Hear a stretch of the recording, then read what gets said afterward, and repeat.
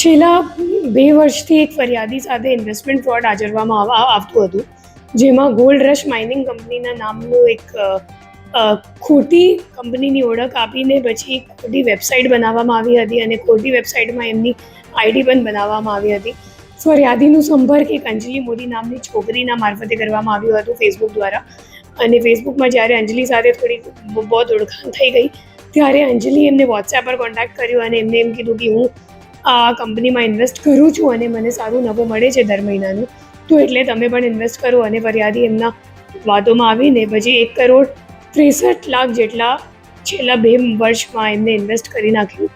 અને જ્યારે વિડ્રોવલની વાત આવી તો ત્યારે એમને ખબર પડી કે એમની સાથે છેતરપિંડી થઈ ગઈ છે, કેમ કે પછી વિડ્રોવલ માટે એ લોકો જે સામેવાળી કંપની છે એમની પાસેથી અલગ અલગ ચાર્જિસના બહાને અન્ય રૂપિયા પણ મેળવવા માટે પ્રયત્ન કરતી હતી.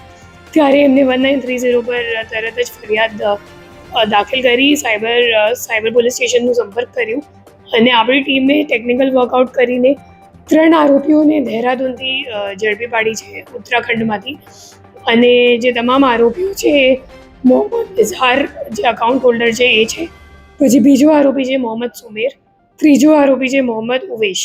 તે 3 આરોપી તો બેઝિકલી જે મોહમ્મદ ઇઝહાર છે એ અકાઉન્ટ હોલ્ડર છે, એમના ખાતામાં કુલ 2 લાખ રૂપિયા આવ્યા હતા અને પોતાની અકાઉન્ટ આપવા માટે એમને કમિશન પણ મળી હતી.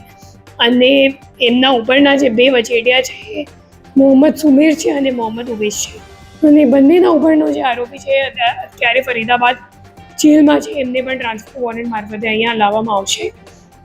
એ 3 આરોપીઓ કમિશન માટે પોતાના બેંક અકાઉન્ટ આપતા હતા. આજે એક ઇન્વેસ્ટમેન્ટ કંપની છે એમની, અને જે ઇન્વેસ્ટમેન્ટ કંપની છે એમની જો સર્વર છે એ સિંગાપોરમાં છે.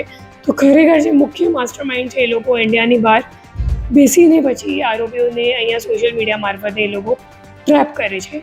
તો હું લોકોને અપીલ કરું છું કે અગર કોઈ પણ તમને શોર્ટકટ મનીનો લાલચ આપે કે તમે અગર આમાં ઇન્વેસ્ટ કરશો તો તમને સારો નફો મળશે, મહિનામાં મળી જશે, તો મહિનાનું 8% નફો મળશે, તો એવી કોઈ ટ્રેપમાં આવતા નથી. અને સોશિયલ મીડિયા અથવા તો ટેલિગ્રામ ઉપર સંપર્ક થયેલા માણસ ઉપર વિશ્વાસ નથી કરતા અને કોઈ પણ અજાણ્ય બેંક અકાઉન્ટમાં તમારો પૈસો નથી ટ્રાન્સફર કરતા. તમારી જે આખી પૂંજી છે, લાઈફ ટાઈમની સેવિંગ્સ છે, એ તમામ આમાં જતું રહેશે. અને એ લોકો મોટાભાગે આંતરરાષ્ટ્રીય બેંક તરીકે ઓપરેટ કરે છે અને અમે લોકો પણ એમાં રિકવરી આપી શકાય એ અઘરું છે.